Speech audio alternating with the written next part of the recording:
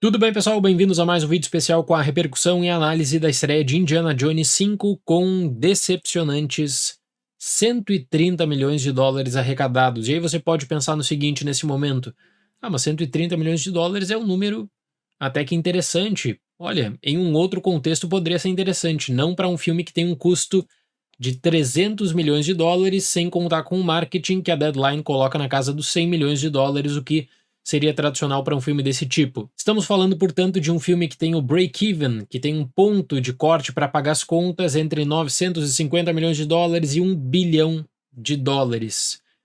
É muita coisa. E isso fala também sobre outros fracassos do caótico mês de junho de 2023, que vai ficar marcado como um mês das decepções. É uma discussão que eu vou continuar aqui no canal com um outro vídeo do mês de junho, que é um mês péssimo para os exibidores, para a própria indústria do cinema, com uma esperança agora de renovação no mês de julho. Nesse vídeo eu proponho a discussão centrada em Indiana Jones 5, com uma estreia nos Estados Unidos na casa de 60 milhões de dólares, que é uma estreia muito baixa para Indiana Jones 5. Na minha crítica do filme, se você não assistiu, vou deixar o link na descrição e também no card como recomendação. Eu disse o seguinte, que você está estimulando um discurso de despedida que quem viveu lá na época da estreia de 2008 sabe que foi um discurso muito parecido, além de todo o apelo nostálgico. Então me parece que pro caso de Indiana Jones existiu uma expectativa muito grande do apelo nostálgico de ver mais uma vez o Harrison Ford, e isso vai diminuindo, a expectativa vai se apagando. A decisão da Disney de colocar esse filme no Festival de Cannes definitivamente não foi boa. Eu acho que a Disney se arrepende disso porque você vai ter um mês em que Indiana Jones 5 não é exibido e as pessoas elas estão repercutindo muito mais a reação mista. E aí fica também, né? Olha, tem tantos lançamentos em junho e em julho, talvez eu deixe para assistir esse longa em casa. E eu estou falando muito também aqui nesses vídeos especiais como não dá para levar em conta trackings, né? Os chamados long range, em que você coloca assim, Indiana Jones 5 vai arrecadar 100 milhões de dólares só nos Estados Unidos. Talvez num cenário perfeito, otimista, poderia arrecadar 100 milhões de dólares. 60 milhões é um número muito baixo para um período com vários filmes, vários fracassos de bilheteria também, e para um período em que você tem outros grandes lançamentos em julho. Aqui, com essa arrecadação inicial, já dá para falar que esse filme não vai pagar as contas, não vai chegar perto do bilhão, que era o sonho da Disney, da Lucasfilm, e que não vai ocorrer. 60 milhões de dólares no mercado dos Estados Unidos, 70 milhões de dólares no mercado internacional, com um caso decepcionante que era o caso do Brasil. O Brasil teve uma repercussão maravilhosa para o filme de 2008, foi o mercado que engajou no filme de 2008 e agora não conseguiu sequer participar do top 10, entrar na lista do top 10 de maior arrecadação bruta em dólares. O que chama atenção porque a Disney fez um investimento especial na América Latina, especialmente para o mercado brasileiro, em torno da franquia, na aposta no Harrison Ford. 130 milhões de dólares na estreia definitivamente não é um número bom, e tem uma outra coisa também que vai prejudicar esse filme, que é a repercussão. É um filme que tem uma repercussão tanto quanto dividida. Não pega uma nota B, como no filme do Spielberg de 2008, tem uma nota B mais no CinemaScore.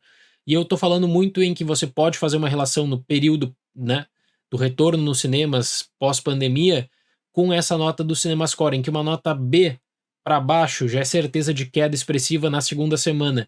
B positivo tem casos e casos, né? Eu não aposto que esse filme vai conseguir um brilhante mês de julho por conta de Missão Impossível, Barbie e Oppenheimer. E mesmo que o mês de junho seja marcado por fracassos, existe um filme que é Através do Aranhaverso que consegue se consolidar como uma grande opção, tirando espaço de Flash, tirando espaço até mesmo de Transformers, de outros filmes aí que chegaram durante o mês. Indiana Jones 5 ele vem para ser a grande estreia do final de junho, para tomar conta dos cinemas também no mês de julho.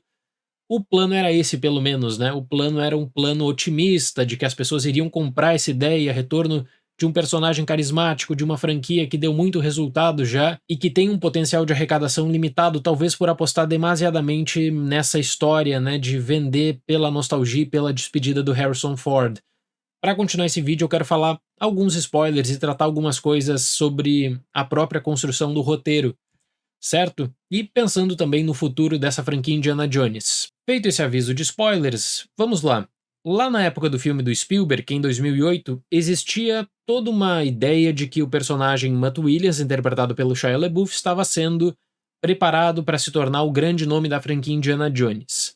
O problema é que faltou combinar com o Shia, porque a partir de 2010 ele começa a criticar a produção do filme e começa a criticar muito fortemente o Spielberg também, falando que o Spielberg tinha um pensamento de negócio, não necessariamente que esse pensamento era um pensamento bom para a série de filmes. Então era uma política de terra arrasada em que ficava difícil ter qualquer tipo de envolvimento com um ator que critica de forma tão aberta a produção. Bom, o Mutt Williams já tem toda a explicação aqui quanto à morte dele, que não tem mais nenhum impacto nessa franquia, e a gente passa para a possibilidade de envolvimento da Helena, para a Helena assumir essa franquia que é interpretada pela Phoebe Waller-Bridge. Muitas pessoas elas discutem sobre essa questão da Helena tomar conta da narrativa e ficar mais importante que o próprio Indiana Jones.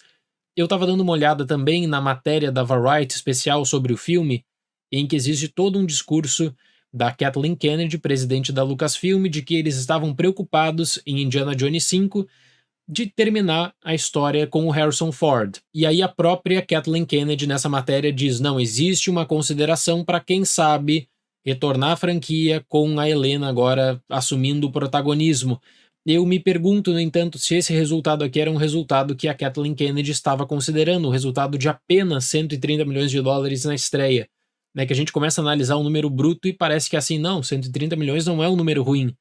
Só que quando você leva em conta 300 milhões de produção, mais 100 milhões de marketing, a Deadline até ontem tinha apostado que o filme custava 329 milhões. Depois alteraram e deixaram na casa dos 300, né? Quando você conta com tudo isso, eu acredito que quem financiou esse filme estava imaginando que atingiria facilmente o bilhão só por se tratar de Indiana Jones. Tem muito a questão da renovação do público, que não ocorreu também, então é um filme que ele tem um vínculo nostálgico. Nessa matéria, o James Mangold, ele fala que ele rejeita o fanservice, e o que me gerou uma contradição enorme com os tantos finais que foram especulados para Indiana Jones 5 e destino de personagens, porque quando eles colocam a Marion no final do filme, ele tá fazendo totalmente um fanservice, né? Ele tá abrindo mão de um final da narrativa para criar esse vínculo emocional com o que já foi bom na franquia. Então, quando eu falo que o filme está sustentado nessa nostalgia, é por conta do Harrison Ford, uma lenda do cinema que interpreta um personagem icônico do cinema, com essas tentativas aí de trazer essa emoção a todo custo para o espectador. Coisas que eu vejo que as pessoas estão repercutindo no meu vídeo, também em outras publicações. Primeiro, sobre toda a passagem inicial na Segunda Guerra Mundial, com o rejuvenescimento digital, que ele parece bom em algumas tomadas. Com a movimentação ele não fica natural, parece que é um CGI de um videogame. Então causa certo estranhamento. Sabe o que vai acontecer?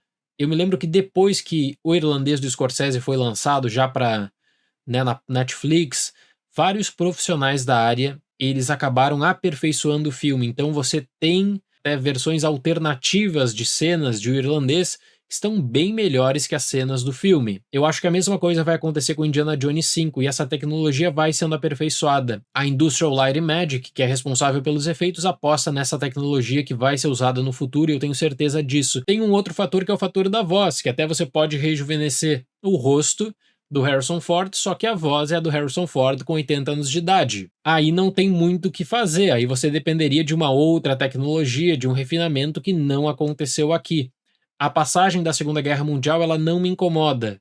Entendo, no entanto, que muitos acabaram achando um tanto quanto apelativa no sentimento de distração. Até alguém perguntou recentemente aqui no canal, numa transmissão ao vivo, se eu acredito que a Lucasfilm se arrependeu de não ter feito filmes de Indiana Jones dos anos 90 com a temática da Segunda Guerra.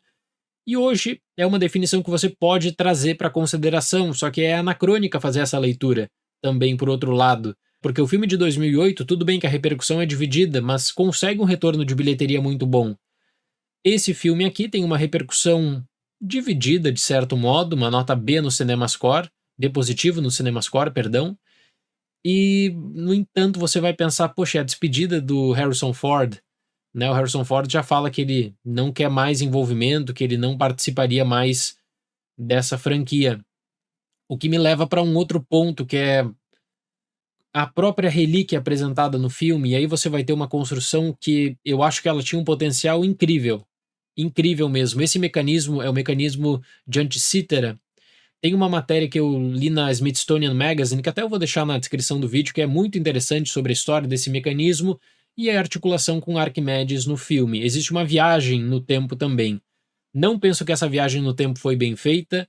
O filme ele toma uma atitude covarde de não te mostrar o final propriamente dito, de trazer aquele final apelação com a presença da Marion, em que o desfecho fica para a construção do espectador, tipo, monte a sua própria aventura. E eu digo isso porque o plano de mais uma vez trazer um personagem nazista como antagonista, com um plano de voltar no tempo e corrigir os erros do Hitler para vencer a Segunda Guerra, é um plano que chama atenção. Não penso que essa questão da transição e da própria viagem ao tempo foi bem trabalhada. Me parece que são retalhos de roteiro. Retalho de uma ideia inicial, talvez, do Spielberg, agora com ideias da equipe do James Mangold. Apresenta qualquer coisa para o público e joga aí para o espectador. Mesmo a Relíquia, que tinha um potencial incrível, eu considero que não foi bem aproveitada. E aí entra muito na parte da repercussão que eu falei, né? Uma nota B positiva no CinemaScore. Olha, pode sustentar para a segunda semana um número regular, mas é o suficiente? Não, não é o suficiente. Para o que foi despejado de dinheiro nesse filme, para um custo incrível de produção que esse filme tem, de 300 milhões de dólares, é decepcionante. A gente estava falando da estreia de Flash, que é uma estreia decepcionante, custando 200 milhões de dólares. O que falar então de Indiana Jones, que custa mais que isso, tem investimento em marketing agressivo também da Disney e que arrecada aí na sua estreia um valor que eu tenho certeza absoluta que não passava pela cabeça da Disney por envolver uma franquia icônica do cinema, um personagem icônico e um ator como Harrison Ford. Outra coisa, qual será o futuro dessa franquia? Será que o futuro da franquia vai ser com a Helena? É uma coisa que a Kathleen Kennedy colocou na matéria da Variety como uma possibilidade, só que eu acredito que vai depender muito mesmo do resultado final desse filme. E eu não vejo espaço em julho para esse filme conseguir ter uma boa rodagem nos cinemas. O evento de julho vai ser Missão Impossível 7. Tem Barbie e Oppenheimer, que vão dominar salas também no final de julho. Não tem para onde Indiana Jones 5 correr, não tem como você conseguir essa distribuição dessa maneira. Você pode perguntar, a data de lançamento foi ruim? Olha, a data de lançamento era uma data competitiva. Como todos os filmes de junho, eram lançamentos que estavam envoltos ali em um mercado competitivo, e só um conseguiu um bom resultado, que é através do Aranhaverso. Então o junho, pro cinema, é caótico, é decepcionante. Julho, uma perspectiva de melhora e a confiança da indústria que essa melhora vai acontecer, e eu vou falar mais sobre isso no próximo vídeo. Tá bom, pessoal? Fico curioso para saber a opinião de vocês quanto ao futuro da franquia Indiana Jones. Será que é possível? Harrison Ford já disse que não vai mais participar. Essa foi a despedida do Harrison Ford. Mas será que é possível um futuro com a Helena como protagonista? E será que a Lucasfilm investiria na Helena como protagonista com um resultado tão ruim? Esse é um ponto bom para debate. Outra coisa, não dá mais para sustentar hoje em dia uma produção desse custo aqui no cinema.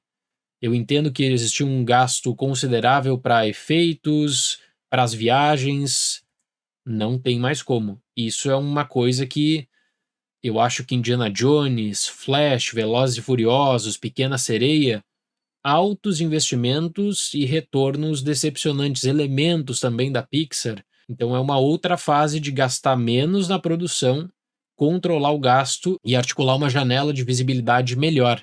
Seria bem importante também. Certo? Muito obrigado pela atenção, até mais e tchau!